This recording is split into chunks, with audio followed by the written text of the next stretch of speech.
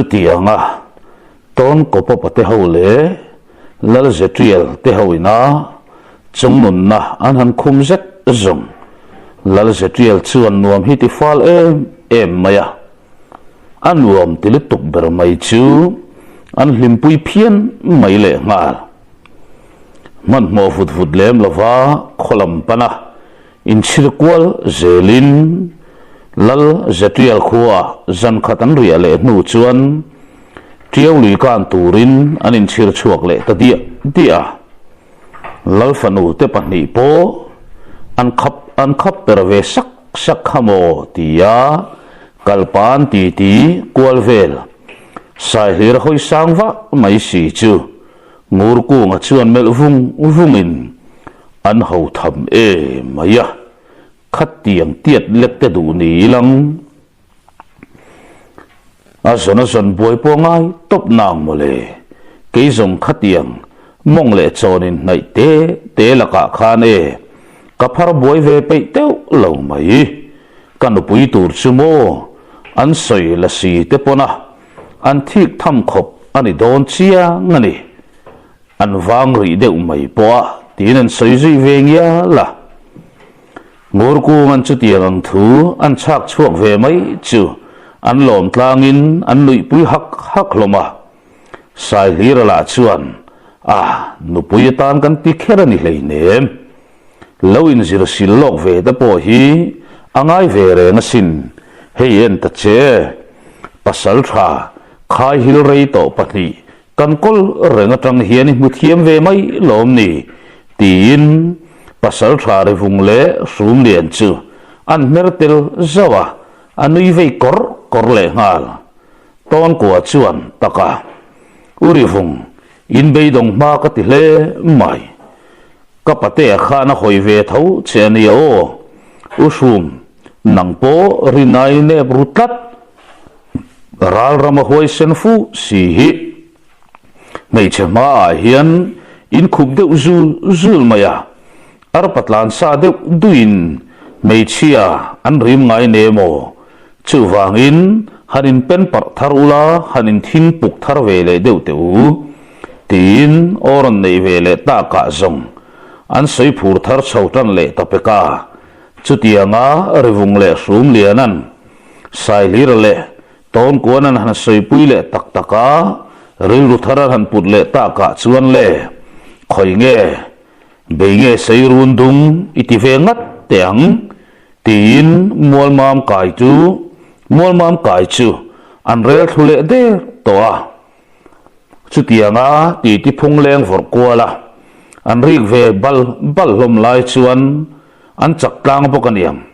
tlang le mol te chu an palliam zung renga keizong lian ching kha ni pasal tha than lira chuan lo nol ta se min du mai ngem o kan kum chuin thau deuh nanga kalunga du mani tia sor lianan thede ngui mai han si de wang chu nui pui hak lomin khai in kumen karlat ma han nei ngot ta te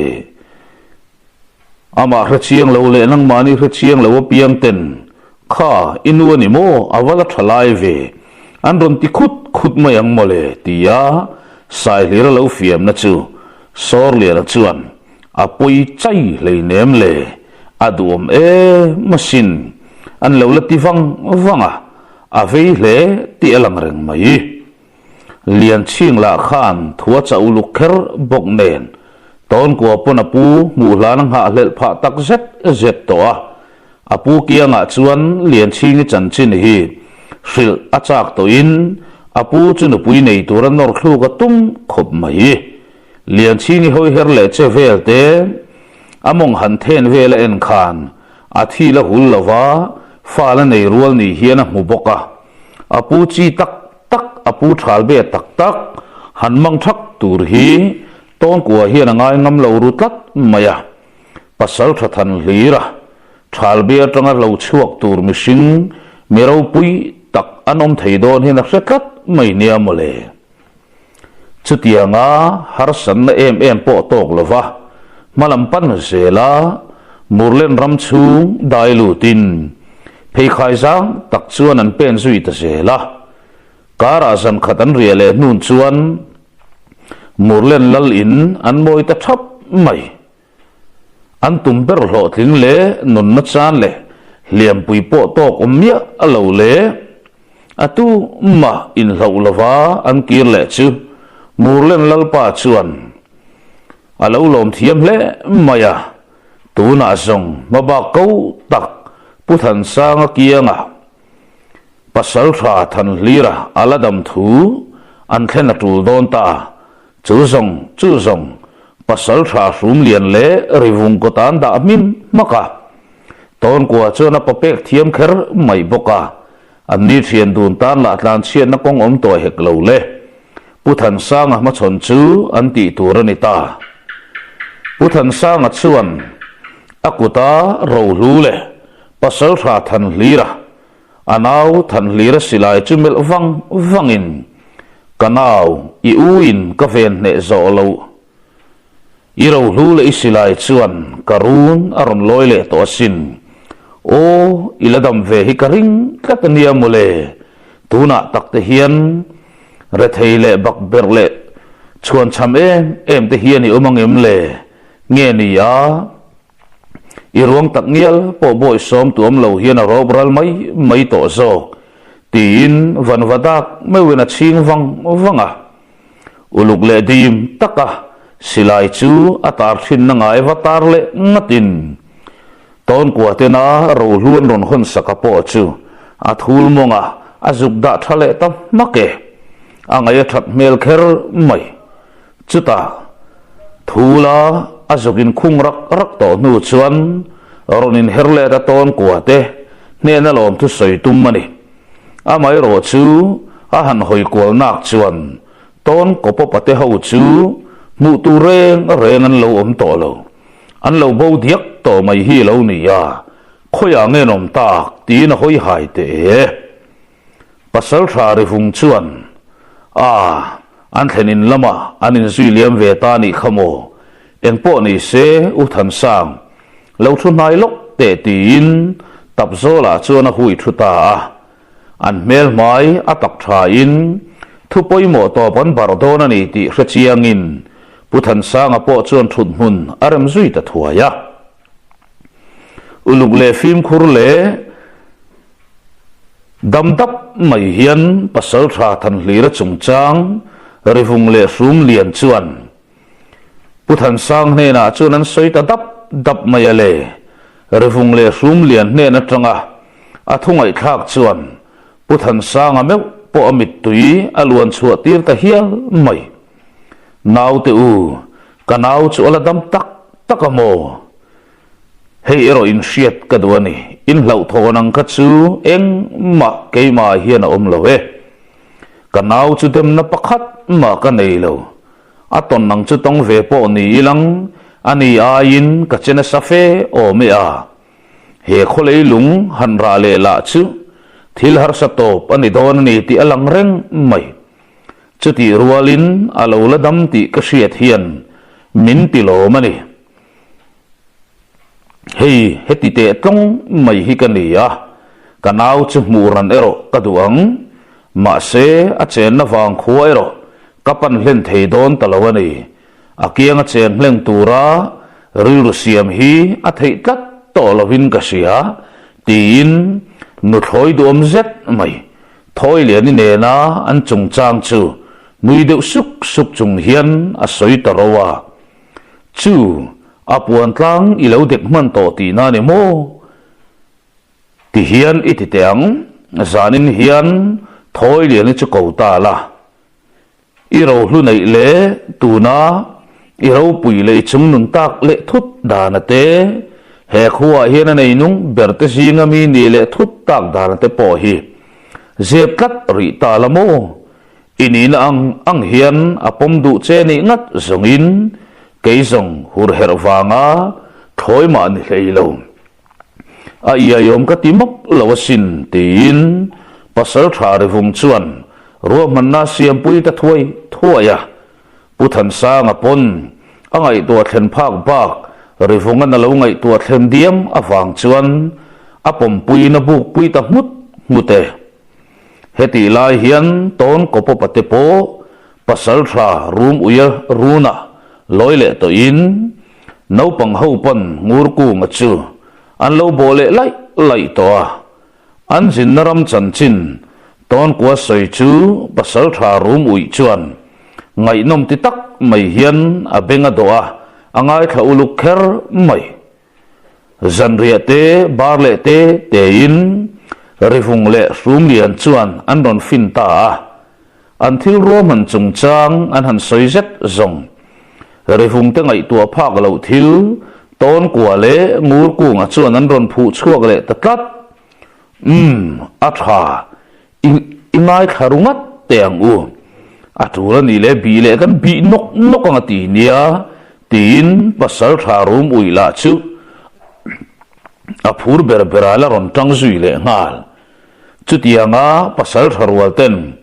puthan sanga chetlavel le kam chuak vel bi thak tum le ngai thak ruk tumaruam manan siame lai chuan pasal tha room ui nu pui chuan room ui nu pui chuan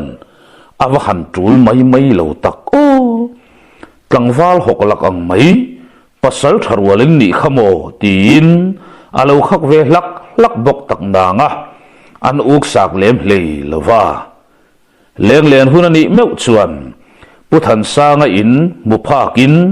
an tuk wang hlom to a nakina chuan le thoi le ni ngei mai chu aron pen lang tatlat sole tia kokin thoi lenin pasal tha nilavin puthan sanga runa pen lu nu lok chuan in hnuai le bang chaklaman moi zui tafara ma se enge lo thlen ta le reilo te a valupa lian buanga aron cycle ta rud mai le sai hira churang takapen chuak ngalin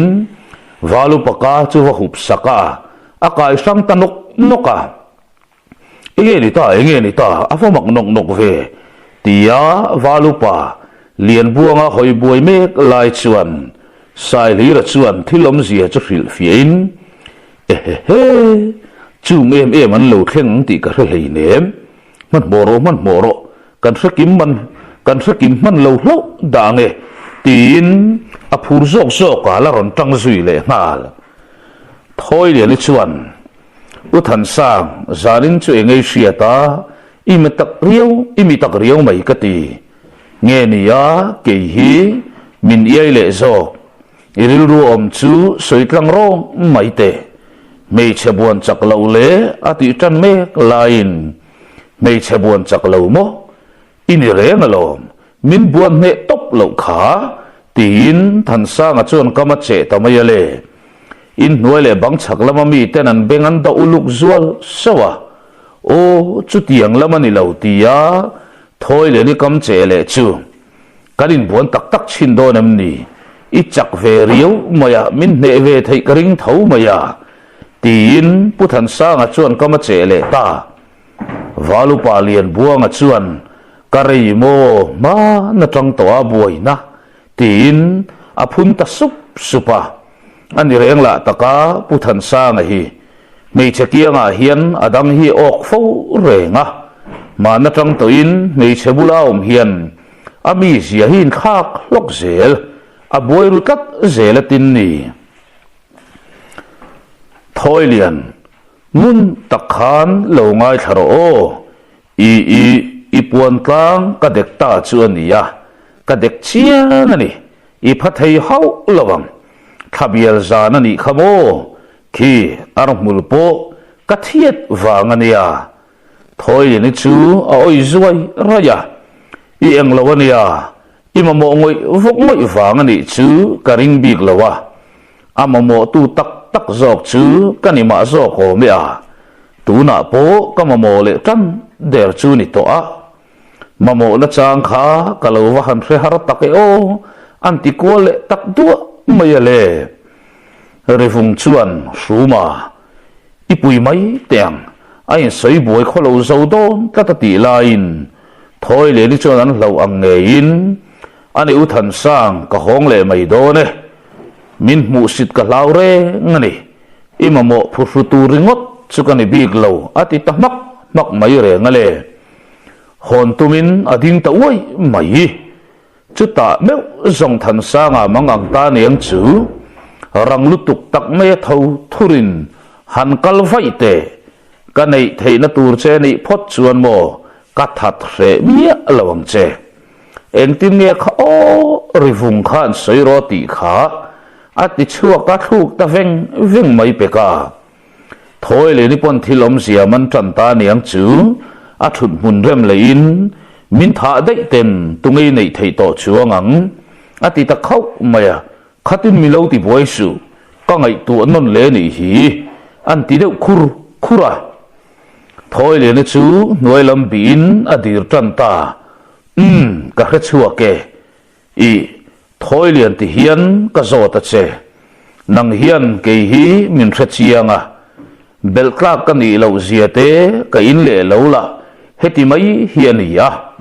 heti chung hian min nei du tak thawang em in ai lo to ni la a thaviau lo mo ka ai lo chea min ai lo bik lang ka ti hle ani tin an thodeu huai mai le nga la in nuai lam om ho chu an nui po sa to lo than sang sei lo lutuk le akong mang khre lo lutuk awang chuan tang ru teu chung hian an thu tung u hloma valupa lian buanga phei chu ama le ma chu ka hupin than sanga tong kam han thil dan tur chu han puya chak zek than sanga chu han puya tong dan tur kong mang han thil chu chak zek ani u than sang tunge ini ka sia inei nun na le chung nun na wanga nei tur che ni la nei tlakin ni lo ti ka sia mangai le du tak te de na basa khur lai an lo thang thin angin nang ne na basa lai ka thang ti na ni chu ati lain than sang a pek chuan lai dun tri la ni mai lo alo ti nui su mai chu e thoi le ni chuan an nui pui le te a ala du tok mai lo thoi le ni bok chon chun som le ngatin ro hu le ro pui na te hi zong a tha e ma se mangai na le in rem na tel lo chuan heng ro hu le ro pui na te hian hlut na nei chuang lo sin min hria tangin ke chu pasal sun to nu thloi mai kania ati me lai chuan e thoi lian isun na kha rei to e ala dik zak khop mai khamo alo ti le ta peka thoi le ni chuan oi soi she hi nei bok si lo tin a chum ta tai e mangai chum song ana si lo than sang lom lu tuk chu lu ka puya chuang chuakin akuk ta rui maya ton ko te ho po thim lai zel chuin an nui chuak ta sung hloma than sang in zong kai chin ri si lo ala kuk tui don chau ni na lang si zin khua avar fel meu chuan pasal tha rum lian le revung rot na angin puthan sang ho chuan lal in an kai zui ta lal ro lu ala chuan an thu sin lu chu alo beng khon sakin alo phur pui thiam em maya avan lom om te lul em keima palaya chuan kakal nge yang puthan sang man le mual tur chung chang at khan iril rui lo ti ha mai ange lo hir boy ve du reng suang che pasal tha than lira wang tal po che ve tur kania lom le kalau mu thurei lu tuk to atin zok ni ya te du kalau mu thurei lu tuk zok atin ni eng ti ka len nge idu deu tin zona peta than sang chuan ele zani na ne mai lo nakti pa hi chuan in nei na bang mai lang arai tan to mai thenia khabial zan khan ka ke uve dap pe kalom le ati ta pe ka ani than sang hi an pan lai nu na tanga phong le tle mangai to na toi deuh kha ani sa sima pai suai tu thatak nuai ero palak tlak takani don ti a hriat reng lain ro man na siam pui tu thatak hnuaia lo chuan a che noi le nak thin renga chumi zia lo lan chian na chu an ran zong te om zamu mal nei lova atiral thak mai le chuan chama om tangot maya po hian a chiar chian thei viau o me a mai ro chu ama handek zong le ami jekal mang zonga nor thiam riau tu tan zong a taimak zia le a tharum that zia te chu hai chi rual anilo heti lai hian lalnu ero lo diru charin thabial zan aliam na la zan sari o alani boxi ne lalpa po anui ta khuka niro se ihman mo le mai mo tia o nei lai chuan ngoi le lok te lalpa adik le lo than hlira aladam tlat maya than hlir ka mu ma sak ze tangai le si palai ro kal ran chu tha khop mai midang ten an lo mut pui ve riu wang ti ni ka hlau ni tin aril ru chun sai chuak le phong maya chu ta zong lal ro lu apon e zanina kan kal nge yang tin a khon bol min kal pui tur ani thu chu a chak chuak zui ta e puthan sang a chuan a kong ka chu thing fa ka dau thlapin kalau hong le thua yang tin a in chuan bemol mola ai ne hersan zui ta ton kwa te po pasal tha room uya run chu chua san tura ding chuakin afa pa u ber chu huin ta ya lo ka ro le o chua thleng min ron tha ve la mole tin an kwa chuak zui ta thua ya ko chua chuan han ding muang lekin ta ya heti thleng hi ne mai ro se o chuan hei hi kan liam fe nuwa I hon pui chawanga inu ku tai hlan don nia ungur ku ngan hei hi kanu pui man tura ta na min pek lo ka ni hi itianga chuan ipai na hau che ni ngat chuan mo e kapa ungur ku ngate uto na te chuan ipa chuan mi sanga min ngaya ala du lo ni ngat chuan mo adu du pe mai sela du le pai bau dai ro se anti itikat don nia ipa thu lo oi berla pasal thanin khodai ngulin nge don nia tin du sakman hlanan kalsan ta thuaya puthan sang te po thoi le ni nen in vai liam lo lovin thoi le ni rim tulam an lo tin nuat se chua kan ni boka alang sa be lek pon anin tha liam ngam ta ton kwa te ho rual chuan than sang a po pen ve zelin mol mam khen le a anaw mu achak to na chuan anor na boka niang chu a pen a zawin a mel mu anuam khere kara zanan ri ale nual nu chuan mol mam khua chu an rar khil ta vang mai le khu ngai khu ni e u than sang mol mam khua chu tia an ko mu chu than sang a po chuan thlir vungin e khai in khua wa han lian ngai vele o mi hring cheng point tam nek dorani khumo kholian takin ni e kanau chuan min lo la hriang em o huna liam tam ta hle mai tin a vai bela pak tula azam ve de unge ni don ni tha te chu khuru dur mai ton kwa po aril ru chu a ha dam ta huai mai ama del kat tu aputa na apen na konga a lo tling kher mai bok nen sai nguringe soiremi ka thanang o ti vel ngai toin ain kha boile tran ta viau maya khola cham chu ro kha chuan a he chuak lem hlei lova a mai ro chu an wang khua thir le me zongin amit kha sai ngure le soiremi an ron lang ton pop tamaya le an that na ve chu chiang takina mi ta lo langa du than tur a khe mai thei kat lo nia a mai ro chu soiremi hian akian san deuh hlek ni ina ngaya a mai ro chu akian san fom kim bik chuang bok si lo nen ton kwa chu boi ru tak zet zong ani e khayo kal nai don teang tin sai li ra chuan or nei ta thuaya malam pada pen zelin khokot chua anin pal thlenga khochung an dai lut tran ta ton kwa te kot kai po an ral thir thei ta hiya la ton kwa chuan ti ti mol chungin puthan sang chu eng amo hi afil mola ama suai tu ngur ku nga chuan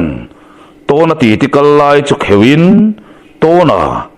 inin kota thing seng me khu inu te singa mi va khan ang lo em ve tin ako mu ta ton kwa pon ding me waral khir vangin an ching de suara e khai o ka riat sualo chuan apia na tang khu chuan khuang lian khon bol fanu zaka pikhani ngat mai ang tak zet ini ka hai hau lawang ani hi he aruak talo ni nge anga ti tlang tapor maya an hoi phok tang te ngur ku nga chu lo noi chuak khukin inong ve bokani alo ti luka to na ero angai to na boi tamap mai kirle nul na chini to hek lo le malam panin ken pen lo thei talo sai hira la kal nui son mai boxi khuat khala zet mai hian ton thim atisek mai le nga la lalmua lam atanga pasal tha than lir ron pen thame pon ton kwa te chu aron muta thuaye an thode huai mai boka aril ruwa ton kwa te chun om reng to a be se ya in khon don in pal thleng har to miau maya angai tu na in arbo zongmum rum to reng ani an thek chen do nu chuan e khayo rivung le sum lian te po mo a eng ti ti aron kir ho nge mon ni tlat chule pakhat khu tunge o ti a thek do wangin an pan nai le zual sawa ading ta chai mai amit nuain an en non le ngata ka umo tin atha khurve ta hial mai le pasal thari vung chuan pasal tha than lira chu rang takhian alo mu ve ta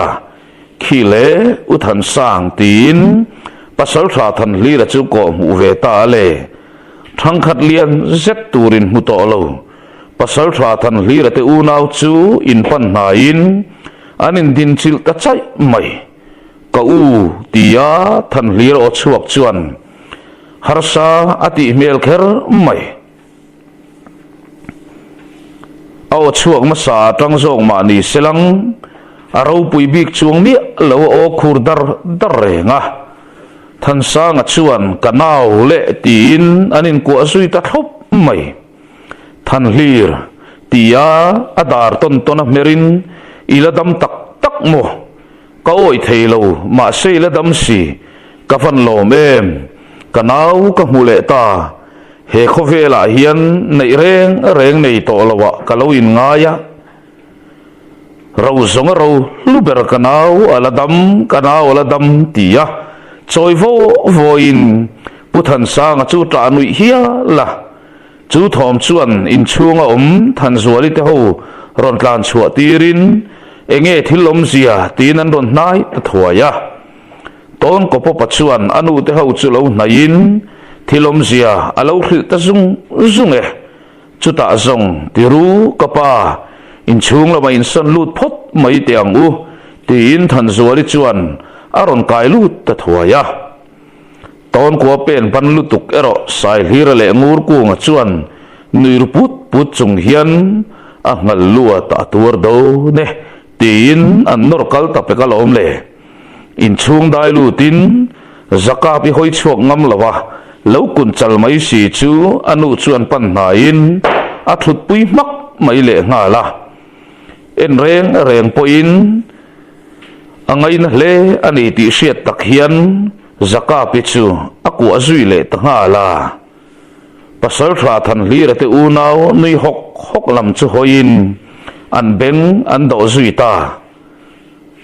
than lir ron chop chua atui pui chu an han tem le te a puthan sang an than lir om to lo nuwa an chunga thil khleng zong an soi dap mai zong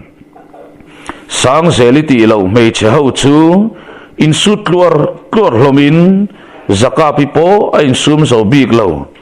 pasal tha than lir ero a chang le in hum ru le tang thinin a chang le lungai le seom ti ngoi mel hi aron pu zo mai boka anu le pa thi dan a hriat ngat phei chuan a deng nangang aniang chu a ding deuh oi maya a mai ro chu rivung le sum lian chuan a dar ton a nam thu zelin in sum tur chuan an lo khil sup mai boka a u chuan thin pasal tha than lira chuan ka u min ngai dam ngot mai te ngai dam tlak ka ni lo lain ka lo ngai tha rei lu ata cheu semi lo tuan na sa hle mai mo tuna zong i som tot na chu a top mak toang tin kama che zui ta thuaya chuta than sang a chuan chun zom le in chung kan ro lu le isilai nge mai te po chu ka hum zo lo lain hei itupa pasal tha ton ko po ber mai hi ton ko po pate hi kan wang khuaron chuang ka in heng pasal tha rual ho hian mo isilai chu min chu sak tu te bang lai mi wa hlang kha in i ro hlu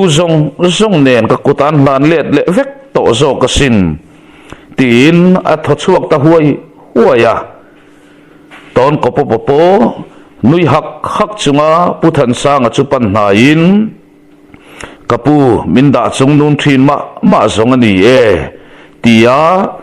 ton kuan kama che lain puthan sangan zona nei lian pui mai chu than lira zota than lir hriat thiam lo ka nei tlat mai heti zat mei chia i kol tlat mai hi inu pui te fek em ni nge ni ya tia than zoli mel pa in kapa aron ti bok che sia ka boi tar yau mai tia zona pek chu pasal thari hung te sum lian te ho chuan thilen kim an khil tlang vek lawani ti khe chuakin za em mai hian an nui ta hoka ania sin puthan sang pasal tha than lir hi chuan heti zat mai hi koi kualamo a du na hin mu kual dun mai mole an han ti zet zong he khai thil ti chi lo pui ani chule than lir iwate nomro ve tin amel ta tui maya than zuali te ho chu sa em an ron nui chua ta ka zong pasal tha than lira po nui ve hokin ka u katlome inaw te khan do thuan fa mai che ni tin a phar kak ta huanga chutianga pasal tha than liran than zoli te ho nen an chung chang a soi ta ka zong puthan sang apo mutin ani kan nula ve khale tin zaka pi amel ta ton ko meu poin anga thlen chak lo ber mayan kai ta ka chuan nuai lama bi ta deu run maya akun chul mai hei chu kan sai tlang rong mayange misang kan om lem lo boka tin zaka pi chung chang chu pasal tha than lira chuan soitlang fai ta vek maya zaka pi le ton ko apo in mel le zok thinin soi mai tur chu an van dun ve niang chu tin an nu le an pu te an om deuh thup mai boxi lai khat zongin an lai chiang ve kher mai puthan sang a chu buzui mutin kan fa paingam khopa min nar lo tu nei mai hi fin thak reng ani siamo ton kwa chemte lo nai te email te la chu a thakher mai boxi le ka suai hong dai nang che nangang rual vel hi ani o me chem tei khan min kal san ta khan inin rual vel via in karing kangai thin khopasin tin zaka pichu an ko de lu a adara ben sak thuka angai na hle ni ti hi lang chiang ngoi mai ton ko te pu tu ero lei ka pui lama chuan anin son chuak zui ta midang te po chuan hun tha an mamo ani ti sia in tu ma chim boi lo chuan an pu tu in an vading dun tarana sai hirat te unau po lalmo lampanin an liam zui ve tawak kha nei a pasal tha than lira chuan taya hei i thora chu apur tapap mai chu ni siale i chi zong amang don lo top mai ka ti a eng tia he thil hi han khen chi mai nge mo ni chu le mai che thu mai zong ti in zaka pi chu kalau zot nu na nga i ne na tang nge riat che ni ka du non du ani ka du non ani an ti ya ton ko pon a pu zo na chu felfai taka changin a top kharna nan hui vei pup mai le nga la hei mei che kho sak thatak choni in kalau se ve ngot maya in sin chung khan ka pha gang to chon kalau zir chiang chu ani ya apum chunga son ifa a om me to ani ti sia la tin nang lo chu bel tur nei to lo bok tha tumaron zui ani zia ifia du ani chuan zalbu kiang maya rip chunga khian amaron zui tu te po kan lakhung reng tak khamo tin pasal tha than le ra chuan thilom zia tun soitlang mola chuti lain than zuali po aron pen chuak ve ta taya fakra takin lo piang chuakin i seilian ani a khatiang din huna ding tur khan katu lo piang chuak mai tur hi kadu lovin karam ti don reng lavania aron ti si tamak mai bok si nen ton kwa chuan kanu ava boi thak ve o ka hum nu la sin le ati chuai ruya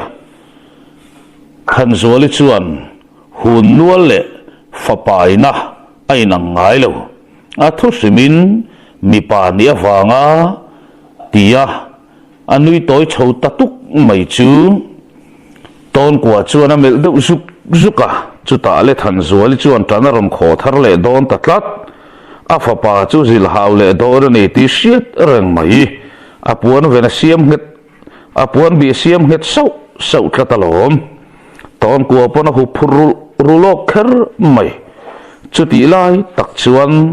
tlangau pa o churon ritalung lung maya an boru karon met mit tahlau mai tlangau pa chuan san ri ai khama pasal tha than lira te pa fa chu lalina mudu thu aron khen tir alo ni a ton kwa chu lom vur kher mai zamti siat zeta amaron na ive zal tu zaka pi chu ton kwa chuan lo mel deuh zukin zaka pi chuan thop deuh sep hian pasal tha ti pal o ka ti pal liao ani ron ti boi chele ron riat chehi katum san reng lava khatianga kalau ruwa lo ta ka khachuan moi renga pai tlang mai tum kani ma se keima le ka pum chunga naute nen lam ti hlum sak min tum ta ka chuane pan tur dang ka hreto mol silawa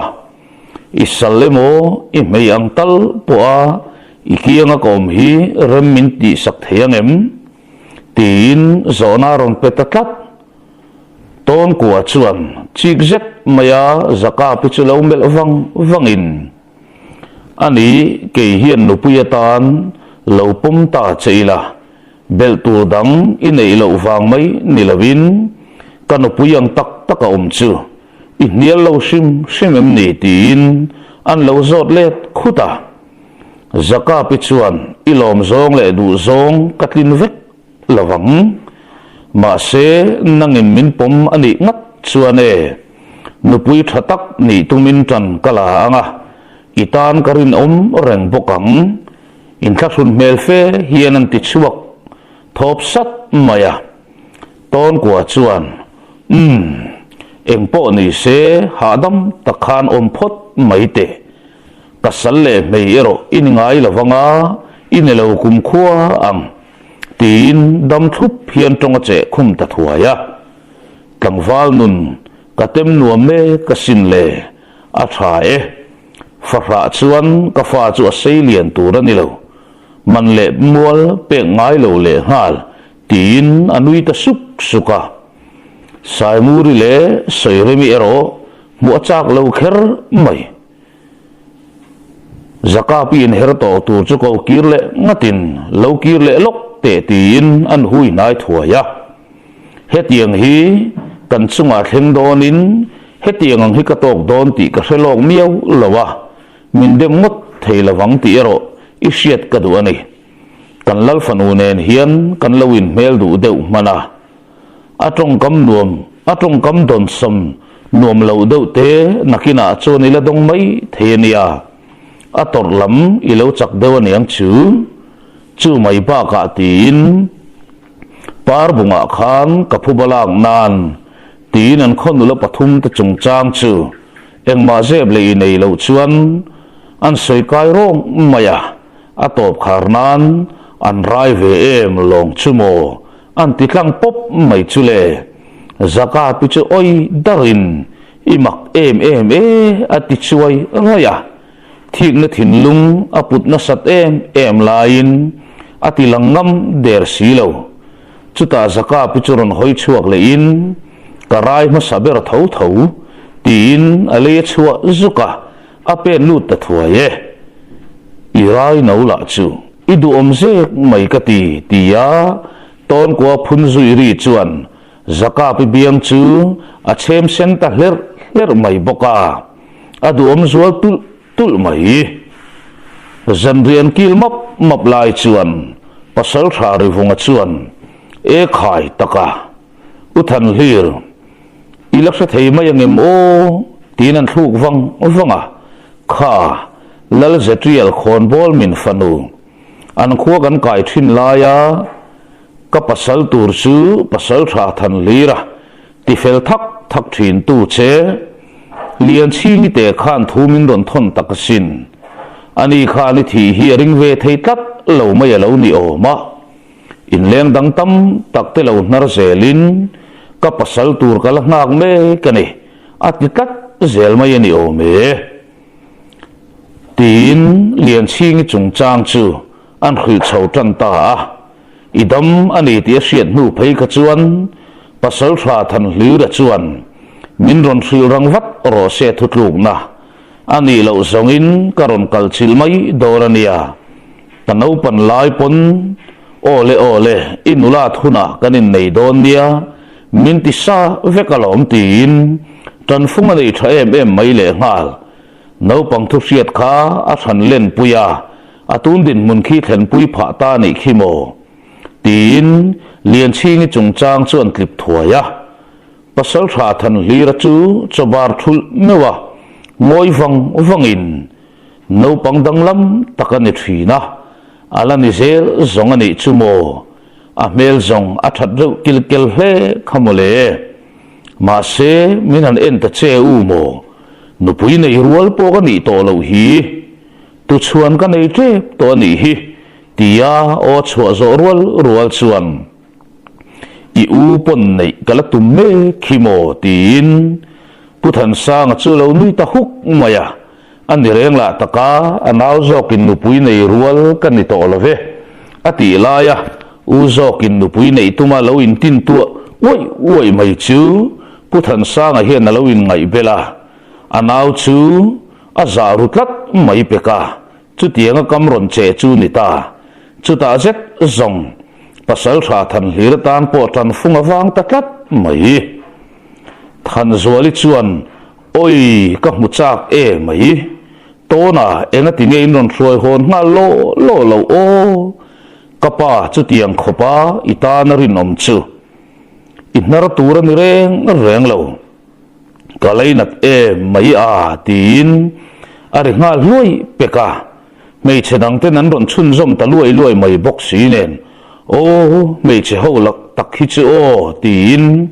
pasal tha than hlira chu thau zui tanula ton kwa la chuan o mun ruak po a omri lo himo kan pasal tha pani hian hei mun ruak ron siam antum le mek chu ania an bo hlo tlingang emaw chu le tin om se nei fe hian sang zeli le lian hlira chuan mel kalral maya thinlung takai ai big map lo tu sang zeli te pani po an sen le ta ap mai khatin ngoi mul zel su tia ton ko ngok na chuan pasal thari funga chu har chua tir zokin sang zeli mel zok pa hian lo cham kan tum to hau lo chuan ya ti le kun le zup chuan ruala sang zeli te pani po an ngai to na boi ve tak tak ta fa lawa han tlang mot chuni thein an hrebik lo fanai rual an lani ve miau mai boxia puthan sang a chuan kut phar chua deuh hloi pa hian avat haton veo kumin chu in nei pui kumai puang tak tak tiang ke pon nei katuma than hlira pon nei se tonan anei tan mek boka refunga te thian dunin in nei thei bok chuan aro pui dang lam don masin lo nei man mop lovin in nei churila ni mai lo lu sei nam kan latlem mai himo in nei zunga an thei laya fa hi nei ngeng mai tur hei chem tei po among ching la boka asang chuang nual thei tura chuan ka ngai katani khai ka choi tuilo po kha to nek lawe tin a thau zui nul boka zan ri ai kham chuan ton ko te pu tu po lal pai na ko na angin lal mo lam panin anin chir chuak zui ta thuaya pasal thari hung le sum lian te pon an be se tak te kianga an mong an hung ta chu zan hun tha em mai chu bo pelan tum to big lo ton ko an kong a hon sak to a zan ria ki lai kha chiang fa khan maya kong a sa kuak ri to po bo ngam lo machine ni chun tum to bi kat lo lom than zoli le midang te chuan puthan sang chu nain ani puthan sang ala pati ti thiam takalo ni boka trong kam thiam tak ni si lo hian ati ti ko tlang a hian an dak le thup thin sim kha ni ya chip chiar zo ka an chung ko chan chin le an bak ber na chung chang te ton kwa ten an tun nun le dan te le an khuwa ngei pon mel thar a mu ta khial dan te chu an soi chho dap maya a soi ngai nom thiam bok aniang chu tu ma hi trong ponom lova zun ram thiara handing chuak ponom lo athu kharna na thoi le chung changan pakai zui zet zong an rizui ta hak mayale an chum ta or maya engtin tak soizo zu yang mo helai takhi soizo maya ke pon ka khe phalawa ka ziak lang talo maya ni ton ko te pu tu lalin kai ta po lalpai na ko chan dik tak lo thil tlang na rongin ramri lui lama chin bi tura anda me tlangwal laksa nga chumelin chu mi engza chi moron thok chuak tin zonan penon le ngata laksa nga kanan ti chan hi apa hi la tlangwal la ya athoka phita khoi nge laksa ge zong le ango tia war awang hian laksa nga ti ming hi choi pha ta ni ber mai laksa nga chuan pasal tha ka mu sual lo chuan kutang ni bel khom zat an ni kan mi tang te tlan chuana tur po an ron kai nge om khamo tin an chang zui thuaya lal tin khu ma chuan kangwal an ti thum deuh zdu ta than hlira pon phim khur tluka om lo in mi nga le chan ten khua an chua san le a ramri luyan ron pel fel le huna chau in ron honga Indonesia seng ve chau don nia itlang wal le mai tin laksa nga chu ti liam zui le tanga la pasal tha ti taka adona thui thinin tlan chuana turon kai tu te hnung lama hian zui tu tlang wal rualom thei tat chumi chu pasal tha than lir hian mutlang chiang e maya bumin omatum reng lo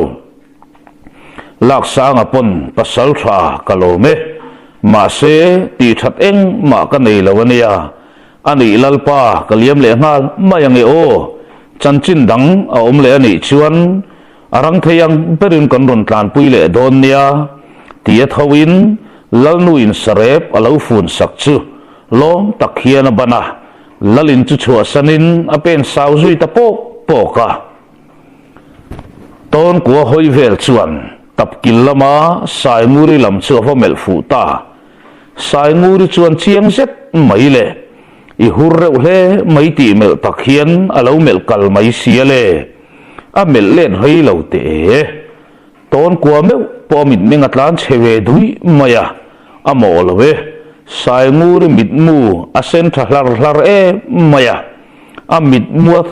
lo langa chuan thil tam takain phuma ton kwa ma chon tur hi thil cha kom takani kat lawatin ni lalina tanga tin zui sangin zandanga khomwang thile ni veite lulne ton kwa chu chuak ma sa tang nu mai le nga la sai lir le ngur ku ngan ron phathuain zalbu kai turin alama khet boxi nen kan kimitarun lam an pan le ta dia chutianga kan kimitarun lam pana ken pen mek lai chuan ngur ku nga chuan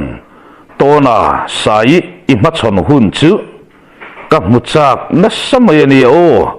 asat havat vatte ni o keima ni po min liak je kalom le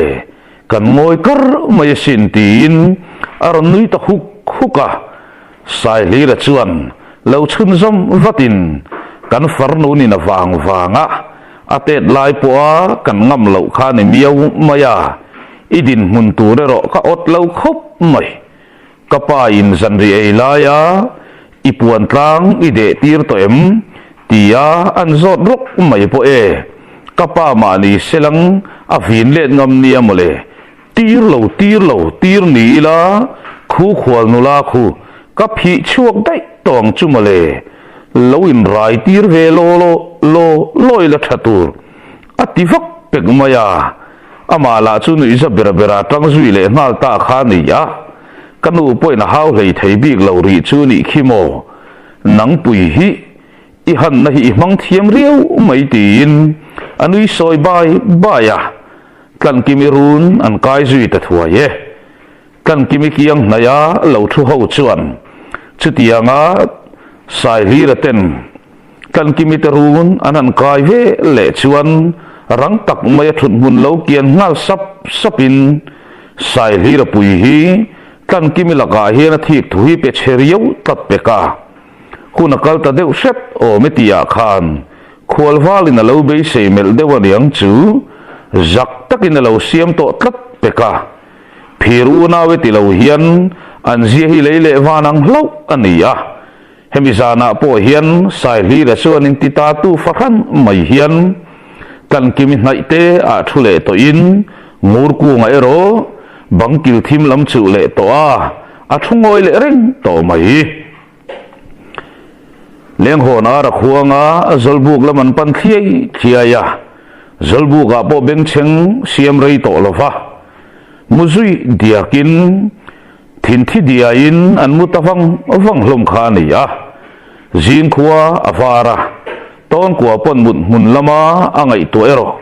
ati ho thin ngam bik talo kha ni zanlaya in lampan achak nai nat takinan nor kha ni a amai ro chu akiang amu ngur ku nga ngar mut kor ti chiang e maya ngur ku ga nar vel te chu nar derani ti aman chiang e maya awak chuak ngam tabik lo zong ani zin khuwa var manin lam hoya pen ngal mopin ton kwa hian ani na taka chuan soiremi le sai nguri hel dan kong hi ala zong ri deuh ngat chu ania anin ma chhonta ani le mipa takin amazon chu aton ko mai tur ani tuk thuan ei lai ni pasal tha than hlira chuan tona lolam na tul em kan nga lo lai takani boka hei i u te thian dun hian kan khual minang hei i pate te ho hian kan khual bu du patnei hi lolama choran tum thau nen kan sum hi athatok to lo deuh ni in ka sia fur khat te chu kan la ring tlang no thei mai in ka ring na nga hanin bua sei lok hi athanga ye sum tur zuk ngai to te tin om se nei fe hian mit ko an san khum zuka pasal thari vungale sum le na me po sei tu shalawin an ngoi ve tat maya sang zeli le lian hliri la noi laman bi ngar mai ton ko po pachuan mel kualin an nui deuh suka hun tha bo pel chi lawang o anti kher zong avatul kher lo tak tin anu than zuali chuan lo khok deuh sok mai nge a tuk thuanan e khamalo ni a murku nga ma chawina ron lang tanal nale khonge sai lira tia ton ko lo zo na chu murku nga chuan o khoya nge kal sei ti re nga reng ni nula chun puanta arim le donani pe khamo tin ton ko zo na chun chang thuaya kha sei ne leng khoila ma ngai liam don tia zo na pe ka chu a khoi dang vak ni lo ve hei kan sum hi tle mina upata dewa sum tur ka suk ngai ven don mon leo ka ti dewa ni tia o chua chu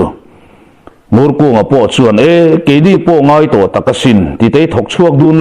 lo teang tin anin zui chuak ta thuaya chuta kot kai tang chuan murku nga chun ding le beta rivunga lam chu hoita urivung hun tha an siam sak chewa bo pel to reng suam chu ati tlang le tamaya le ani zong thu zeb le i le han pe hel kwal vel hi nei ve ngai lo shima sang zeli me po zakina kun ve taran mai kalpa ti sang vol dun ve zelin maninu teme han bi ruk chu achi chia si lawa o chak zong ka cha ka ni tia ton ko kam che chu ngura pon nui pui hukin nangain ka chak fe zokang kan pasal tha pani tela hi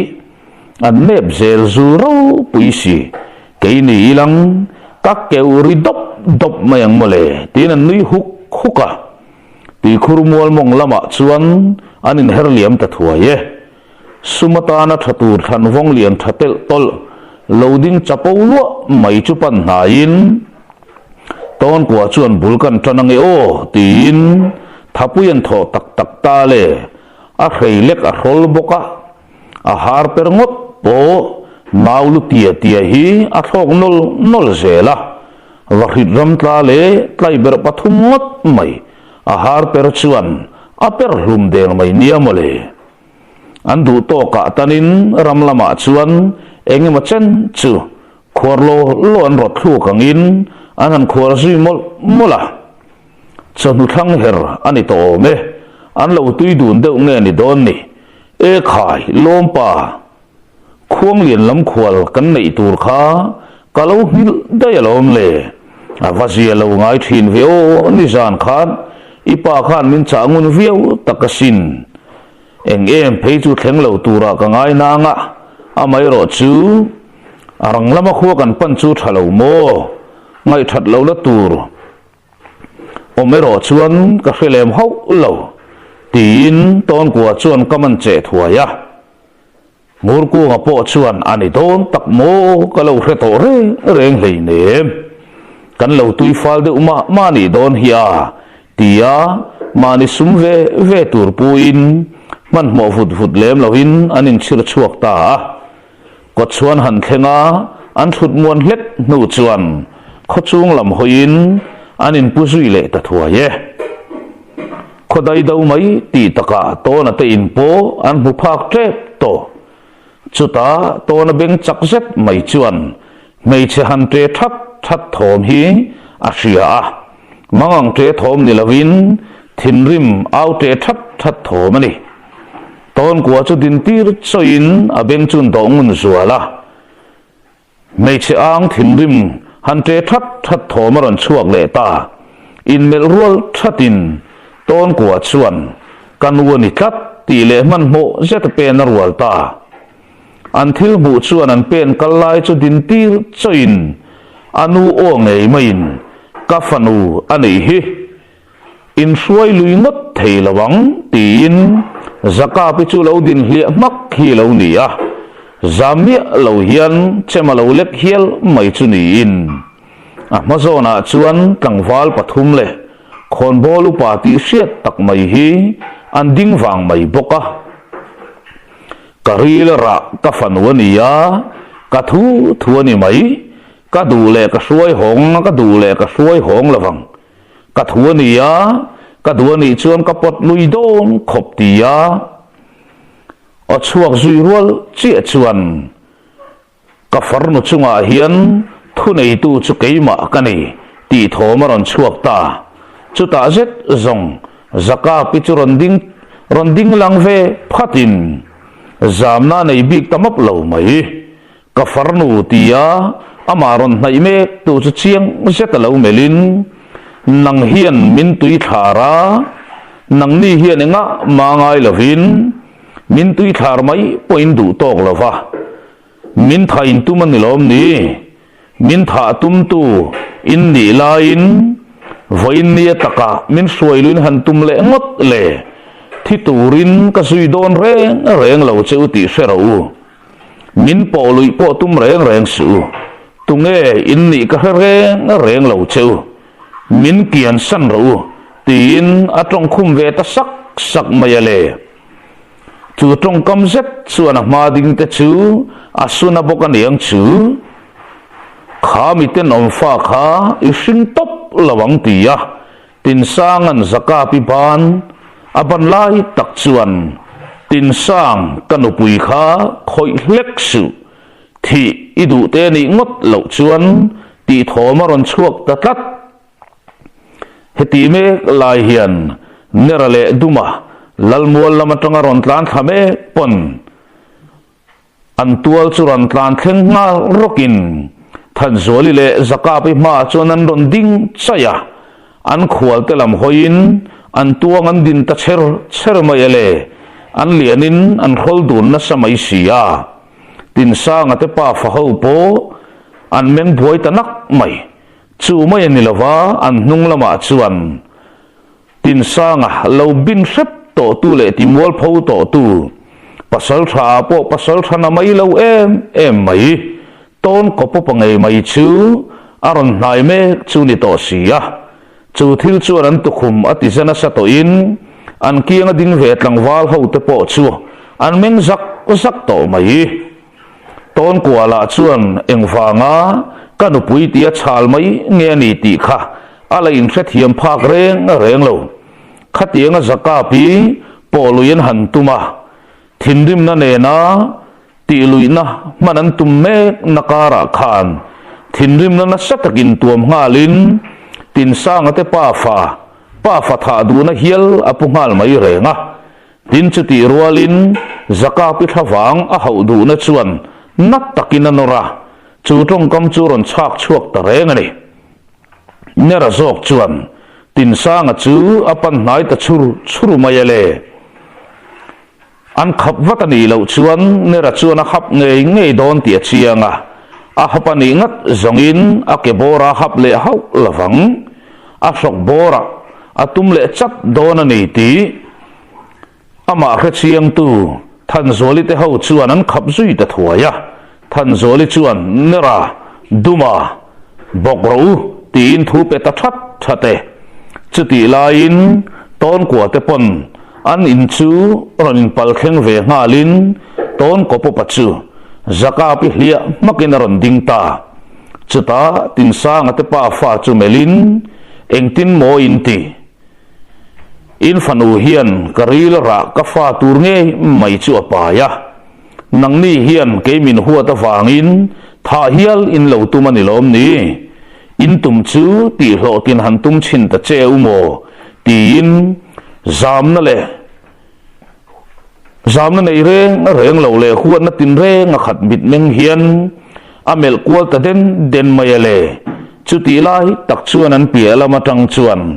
pasal tha than hlira oron chuak vele ta tat mai pasal tha than hlira o chuan na lama nan hoinak chuan le chung khuang lian mi khwal mual ma mina an salman te khul chuak tur ron kal ho chuan le thil mu mak tak mai an nei ta chu chuan ati dak ta sop mai le ton của chuan apa na ron vuana tona min suai tir su khongai takin min suai tir su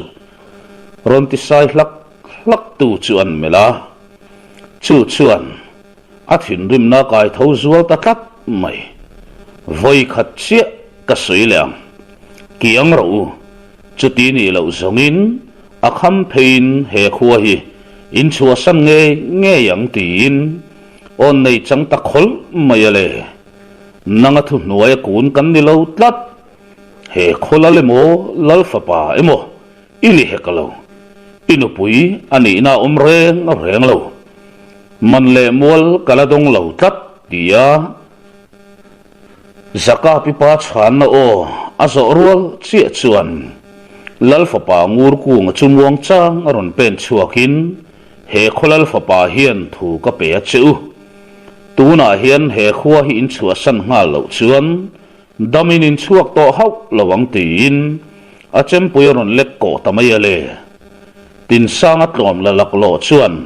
ka farn wania ka suai khopang tin ton ko phe na zaka pi chu aron pot lingot tape ka lom le chu zong ati lo top turani tlat kharo tia ton ko chuak chu achang thata bang kher mai tin sang achuan ingom le midang chin la ti nia tin o nei le tatlat peka zaka pin tona tiaron ta chua ta ka zong tona chuan zaka pi ban rek afon na chu tin sangan zaka pi ban rek afon na chu athel sak ta thot mai le tin sang na ti te thot kara akut chu dom sain an chialo ngal bora ka pi u ni lo la chuan te tur khai hau lawang tia to na room hak chu zaka pi chuan ka chung te an ni to lawe an ni hian min tha an tu masin katan eng man ni lo to na kamit mai veng lek su ti le in hermak chrualin in chunga lu zui ta dai maya chu ta zet zong ton ko chuan that mang parilani mai lo mati ta chek mai le tin sanga tan at so na chi ta hau lo tol nung ngal rokin zaka pi pa zok chuan lo ngai reng ro nuamin in leng rei bi top lawang tia a in her chi chu milu lul ngur ko nga chuan atu khuma tak mai chuan ben sak popin an vai khan man vek ro an ron kan chua ten en lam khan ati fiak ta thak mai le kang wal ho te chak zong ta kalo ni niang chu an ron bo ngal huka an ri nuai mai an som dim to lo na samaya kan pasal tha ang khan kan zai dam ve ho lawania tien nor nokin than hlira pon atu pa in sum theilu tuk chu melwang wangin elo puitling ve ta kher mai tiril ru niapa zaka pi pa le an topa te ho ero a chai hian an chai phar chho dora mel mai mu mal an pulo topang le lal tin khu male a upa te ho thu khom lo ri ve lai po chuan pon lam thom chu an lo man fu rang ve viu an yang chu e khai eng thom nge ni tangai tia an wada chu nak chuan le khuang lian khon bol upa an mi man te ron tlan chuaka ron che chuak te nen lam tlangwal ho te nan ron pot phar do ra mu meu chuan le a hoi hai na sita maya eng tak chu thleng ta chuni mo tin ngur kung la chuan ma ron hruai mo mai le nga la atinwa nuwa sai lira po man mo setaron tlan dorin lutan turano memni katan chak te mai nia an ron ti nga long peka ani hi songa mel ma en a hian thi sen hi ngam kat peka a phur sar zel ngur kung chuan kapa tia in chunga lut ngal vutin thilom zia khil zui takau kawa heti lai hian khon bolu pa tu po an ron lut zui tak khani tập zol lama ero sai nguri chuan kanu pui ti na lam chua kamo mai chuan le alo tingal ngal boka kan ton ko mai hian mi hel kwal reita mi hel rei to top lawang tin alo in so taw sok boka lalnu chuan an thlek thina a fanu om dan chu tha ti lo kher mai a mai ro chu hriat thiam na thuk tak nein a fanua leinat na chuan ne a han zil lam ko ka renga chak chuak du tat lo mai le ngal zaka pin thasung kim ki deu riau mai chu pasal tha than lira chuan nai thuain chemte email mai dikkat lo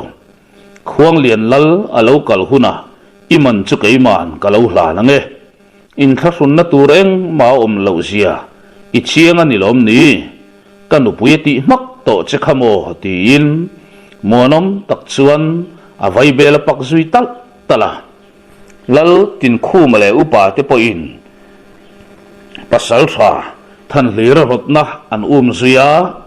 than lira rotna nge in khuang lian lal pa hi an khon bol te hi aron tan chuangai ngei to ang le chumi tur chuan rom han na an siam zui talai lai kha ni ya zanri ei khamania ton kwa po khoi nge tia vaibel lakain dailam apan zui ta thuaya kholung do adai khena in pai thol tuma a herliam don lai tak chuan ton kopop tia amin pum lalaron ko tu nom tatlat a o chuaka tang reng chuan tu o nge ni ti ton kwa hian hai reng lo tu dang ni lovin lal fanu sai nguri nge yani ti pachiang em le nga la chuta zong le ton kwa po thur lo zet main ain herve ta e khai sai kha ivo malve tin an nui lui ve ngiang nanga a lo chama cha chu ni e khatia lem chan kwal vel po kha ngai te hrep lowe i lo wa khur ngain iwa hanten ot ve khatiang chung si khan engwanga be se na min siam nge ini tina din chil ran maya lalfanu me zong azam hau lo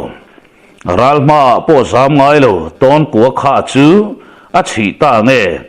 alu thak lo pui mai chu hiatin ahun lai khan arem chang mani anti chuai de uruya arem chang piang imut pui zel don tin em ni local ro idu zong ani te chuan tin sai ngu ri chuan a pot tamaya le ton kwa englo ton kwa chu a englo zo tam ta tu mai le a englo zo tam ta tu mai idu thang ro ingam lawani chuan keiman rai puar nu chu ka pot chuap mayang ati thenta ka zong ton kwa chuan atok ta sai ngu he thil hi a thlen ka be sei lok bi khau lo ma seng he tiang din huna din to a ka fa alo pai ngam to ta ani si chuan mo ka hoi san don reng lo tin a thutlu na chu hril tlang ta lo a sai ngu ri chuan ton ko chumel kal mai chung hian a tha ani chu nuam sa chuan a leng bik top lawang tin a kal san tanal nala sai liam ruala man mo zeta in herin oi kanu a chuak to lu tuk tia sanan peset zong a hlom lian thabok thile niang atlari dop thei niam ole sai ngur thinrim taka ho taw ngong chuan kot kaya zakapi loading a mufu tatlat mai pekale ain ngai tu fi man hau lo ding taka pannal nalin hey nang nu kha nang bi hur nu kha i hur lu ata ka pasal tu mi thu sakani hi o i zak chai nange ti le din chila rual tamaya zakapi chuna chungalo thleng tu rani awangin eng mai na lo chang reng lo alo mel let mol topa ngoi reng sai nguri chu enin in chung lama lu san mai tum hian ain her san maka sai nguri la chu ala du tok reng lawan yang chu e khai mi va khan za lo ngai ve lal fanu ka ni hi mo ti le zakapi sama nuar wal tamaya zakapi po te zui thotin than zoli le midang ten ron tlan chuak zui zat boka min tharo ana ania tia zakapi ola dap chuan ati thin rim zual nge ni don ni nang bi hurlutuk tha tla ke ni hitia sai nguri na ben hoile sok ta ka zong mishing ve bok zakapi khon bol upa fanu ngat ni thin chuan atuar thei ta bik lawan yang chu ti le na fe mai ben le ta rual ta mai le ala du tong mai reng lo sai nguri bak sama la loka aphi ta bor mai le kar lawa na zet main phi non le ngikin sai nguri chu aphi bok ta thor umaya sai lai na lo la nu ve bok si anin bak kai zui ta tiang baya zaka pila me chetlon tlai thazu mai tha hui nga chi lo ni bok nen sai nguri chu tap che tur to mai lal fanu zok chuan ne tho lo zaka pin tal tak chu e tal na rem takani than zoli te chuan pot then vatin pasal tha than lira le rifung le sum lian te thian ho ero zatak mai ru ka dir charin thimlai hin chu rok hi ni ber maya ton kwala thin khon phena tom le ku to in a mu no malati em le nga la zaka pichuan sai nguri chupan nai le ngatin ka hur han lawasin to na hi ka thiang limna la tu ni ya ani lo chuan tu ma mi pa hian ka puan mor tak ngial pon na dek lave to na hi mo ka pasal la ni hi min ron ti buai to hlek siwang che tin sai nguri chu an din chilve taran maya chuta in ngai tua phim ti hriat tak mai hian kut min tha ka wang chawin ka thlak let ve che ni kha min ngai dam don nia tien her makin sai rak teng tung chunin her san mak ta kha ni ya sai tal vel zakapi pan le ngat atum lai chu e abiang adi ta chor mai atok ut tuk to min han timwal pho ngai em vele local rang ro tia ngur ku nga chuak chu achangin sai ban re ka laloka a nu hian a nu khong hi ni ber tamaye in chunga nu lut rokin anu le pa la chuan ngai na hriat lo mel em mai hian enge thilom sia tin an lo rak teng tung maya zil lo fa ang mai tin an tin le oya kut em song a thak talo enge thilom sia ni tangai tia anu ochuak chu ngur ko nga chuan mel le tin zil fo ro ifan wani kha kan chung ko min wa han timwol pho ne ngai tak em o to na khu sai ngur ita anilo lal fanui ni awanga idu nei thei poi ni heklo nang ni lawin zaka pi athang to dem na tur om lo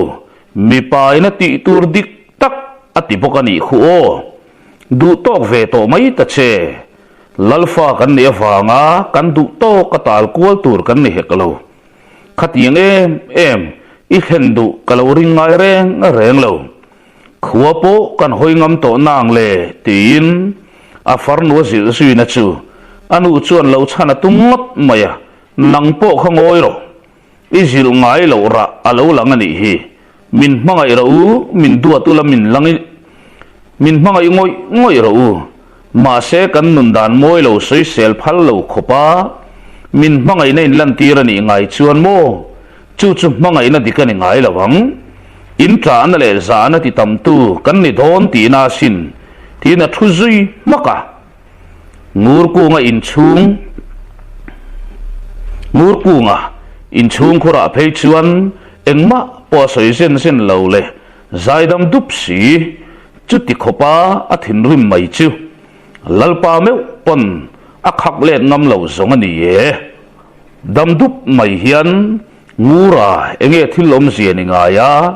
tia zo ta ka chuan ngur ku nga chuan a hmain tuai pok ka kapa aza thak le ani tin sai nguri khosak dan an soi tlang tarong mai le sai nguri po akun chal mai laltin khu ma chuan a fanu chu mel deuh ngurin hetiang ang hi fanu nei kaloin be sei ngai reng hlei nem ava ha thakin ava za tha ngai ve lal mewin zaka pine na chun ngai dam ka di la ngai don ani chu naktipa ipi te khuwa wada u vain ngai tua har ro se ati tlang taro nga pasal tha than lir o thian thom a om ta ka chuan ngoi zui thapin pasal tha than lir chu pen lut ta thuaya lalnu ero alaya nain afanu nol ania zak taka siamala ni zui bok nen zaka pia huat na sale zualin chuwa huat na chu tilanga ni ngat zongin rik lai chom le ngei don ti chiang reng mai lal tin khu ma chuan e khai tlangwal eng ma thiam lo na in nei lo hei tai hian en kim alo sei chiang to ke mani thiam lo zo ka ni hi mo a za tha khom mai in ngai dam kan ngai zok fe ani ti ya in sum tak chunga than hlira chu lo chon thuai in tlangwal nula awanga an buai thu chu kan lo hre ve fo to in kan lo rem ve fo to thina mi pa awanga mei che buai zet zong lu anti hai map mai alom le kan pasal tha zong atau vet le mai tin anui lui ta huka sai hlira le ngur ku ero zakru tak ka in zui chuak nalin zalbuk lampanin an pen zui ta zalbuk kianga rip chunga tang ngei mai chuan ma ni farnu tenun dan moi po zirtir thei lo khan ka zile te min han ti khang lang khani ya ti thomaron chuak ta mai chu tin sang o ngei mai chuan ngur ku ngale sai hira chu din tir chain ngur ku ngale sai hira chun rung tak ngat maya rip laman panta le rayani hau lo na to rak teng tung le manga ngao chuan kho chung chu fan nga lin tin sa nga chungur ku nga chuan se chai takin a ngonga a hruina hling loka zolbuk tual vela chuan a hnu kual na sata maya a hnunga sai hira la chuan mau kengin alo lap ri pop mai boka an za na le thin rim nan le buani ber mai an dim lovin i thi don khop ika event sen lo man thi cha ga ni khatin an chui ri ji popa midang ron nai la chuan ron thel ngam le ronin rol ngam anom mu mal to der lo le ngal ron nai tum deuh hlek apiang cha sai hi ra chuan lo in rol hlek su tin a khap mi mai bok si ya a khap mi mai bok si ya thel ngam anom tlat lo laltin khu mo po man mo takaron tlan thain atok ta etin afapa churon ko tatchata murku nga chuan tin sa nga chumelin kapa wang chawin kanunang che tirin herzui maka tin sanga alei aven sen lora chiang taka alo lang ta chu a habal rum mai le aban ru tiak le angong duk chur mai chu na hil chiang te mani po che thei to la mu soi reng chu tangwal ho ten di mi lo hian an zon no la rip chung la man pan pui le ta a zon tu ho la chu an sik pi pi ton mai le nga la nuwa ma thai lo khop mai ton kwa ero tap moi nga thu deu mur nga khatia nga ngur ku aron che ta ga khan lo in rol sui vele du viau ma selang ngoi ta khani ya anuam lo ti ruin ngur ku te u nau chu han mu le vel po khe zo vek to a ale lam taka ero enge mot ti zo nga ngai to chuan enge mo ka be sei ma sak pon hleilo amaron in hong hiu ema apuan mor em po kala de sak le nemo ti vel ten anin nem kol vei thula zaka pila in khakhung satlian ni lo ton ko chu lo mel de hian a mel le zak thina thut muanar akhuang ta tia chuan ton ko chu ron nui phu thutin an mel run thap mai sai chuan awa ne lo khan che vele tin adir ta chur mai peka zaka piro zak sen ton chung hian lela ma khoi maka ton la an ri za tul mai pasal tha than hirala chuan niang chu katulo piang turi engtin takron chuak angbo atha thakkhop donin gasia tin ala ron tui ni zui revungale sum lian ala chuan munom rep tak chu ni zaka bika ka tran zok de uboka achak zok ai thang zet zong e tran zong te chak laman om chuan mu no matling khop mai tian lo chun som le ta than zoli chuan aba han ha thak hlom tak em tin an mel rum nial thin tak na nga om zio meu lo zaka pile sai nguri in bakkai vel dan chu an soi zui tui na satamaya azielo lam fet zong ani e leng honar akhwan alpon ton kwa chuan chet zai rel kat lo kapi zanin zong zolbu ka kai lo mai teng mutna kha min han pha sak mai te tin pasal thare vung le sum lian te thian du nan trin nu chuan zaka pi chu tir tang nge a zaka pi pon thuoi taka pha sak nga lin anu te ho ero then khat an mutui to hiau hloma than zoli chuan zaka pi hna chuan ka fanu zanlaya in sonang che zana chini ngai hau lo tun hi hun tha ani ipo nge thei wang lai takani don ania nu pui thaom dan tur zom nge yang che kan mit mei veng hau suo ti na fui ta mia maya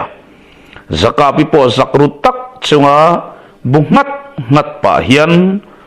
kanu kalau tu mange atita amut na pa ngai apan tap hota ton ko ero runuam san lawamu in zaka pi dun mun tur te chu an chut ve nuapa ato pa songa buta mut maya keilo chu bel tu dang reng nei lo chu wangin net taka ka von hikati mai turani tin arilu siam felta zanlai ara khwan nu de maya thom dim taka thori them ri chu ton kwa chuan ala chiang in ala har thale a zun ram thiar tura tuame ber lo tho chuak an oma angain a ching le me kani muthil tumain bo sei me lai chuan amut na lam pan thomani tlat chuta ngoi renga apuan sin lai ron tom saktu anom tatlat chuta zet zong ton kwa po thim zinga anui thim ta sun mai coffee nga cha rual vel chuan ton kwa chuan idu tok phot mai teng an ti chuak ta peka zaka pipo ama mut na pa ngaya ain thol vele ta za le a limani lom lawin anui vera tuna zong ton anu pui nak tak kanita tiri ru chungin a lo tling mutawang mayale ton kwa po uiru deu chunga zaka pi thlir zuin azong changtlak don le maimo in lama hian ria fo angai don ani tin a ching zui ve ta thuaya zin khwa avara nilu alan lai me to poin zaka pi chulamutui le mai chuta than zoli chuana za lu tuk lawin an ha chiao lui thang maya zaka pi mutui lai po har lol mai rang lu tuk tak mai thu chuak nga lin an hoi vela an lo tho fai vek to chu lo ni oi ka du thei lo tia pen chuak nga lin ton kwa la chu chuat dunga lo lamu put mai le ngal tuk dangang thawa lo be thoi lomin zaka pila azak lutuk cho bing mum hiana in se hiala tuyum hun na vapan alo khat vek to boxi lai zeta pen lut le la chu tuma cho nan lo nui boxi lo bu la chu lo in den diam to boxi ui in se vek ani mo in har chiang lutuk ati tamaya than lira chuan a em chu mo ngot cha chuan chem te an lo tin song mai peka oi ka du thei lo in hur ti le to na mut na lama panat lanin a in thol lo ka in khup zui mak maya to na la chuan enge a lo tin su mai le nga nang ma wang vek in hur lutuk nang ma wang vek tin a sik ta na a sik na phal hau si lo huat na si le mangai na si zong adana dang dasar ni turani ton kwa pa na do ni sun mai nakina chuan hote nui i thau chuak ve do nang miang nau pang te pon ril ram lu tukang e tin nei vur chungina kai thau ta heti la hian than zoli te ho pon thilom ziat chiang takaman ngalin thenom naya chuan lam siamin an chua san diak khani ya ton kwa chuan zaka pi chu kai thavin an puan sin te chun an khlep thanok noka ei rel an lo rel me to chun pahnia chun zomin ton kwa la chun a khat to khin va piai sek mai le nga la zan ni le to seo ti de bul reng mai boka zaka pila lai tu boxi amai ro chu mei che pui kling pa ngai takani ve to boka ton kwan chu tiang nga khalel omang taka an chai fiam vel te chu alo ma tla in a lim ve kher mai tuk chuan ei hun don nayan ron hong khom traka in fiam nui bor chunga tuk chuan kilin voin song nu patuak thar te hian kha falan mamuang an pahni hian lolam zukbi te se tin pasal tha than liran o nei ve ta thunge zaka pilai mel lutuk le sendeu tan thin chu pasal thathan li ra hian mu na mati in fiama chak tlat zel hi a boi thak lam tlat chu ni e ton kwala chuan zak mop lo hian niam chu mole a poimo khop mai thomai thakor turin omringot mai po khamin ti boi tham tlat an ti tlang peka ui he pa za thei lo zia hitia chum deu lai chungin zaka pin siam mol chu kapi he pa hi chor sep ro ti na han fui kwal vela muang chang to lo fa in chir chuakin ko chuala man pan zui ta thuaya ko chuala chen tu ma fe kal turan lo mu mal lo nen ti to tu dang ma nga ngai lem lo ve tu dang ma kan ma mo lo kan pani po khan kan tam lek zokin ka sia ti le ton ko chuan ka in ram lam panin an liam zui ta vo ka mi ten an mu phadon to lo nia angai to nu chuan zaka pi ban re ka net taka kai le zualin tham laman pan pui ta vo ka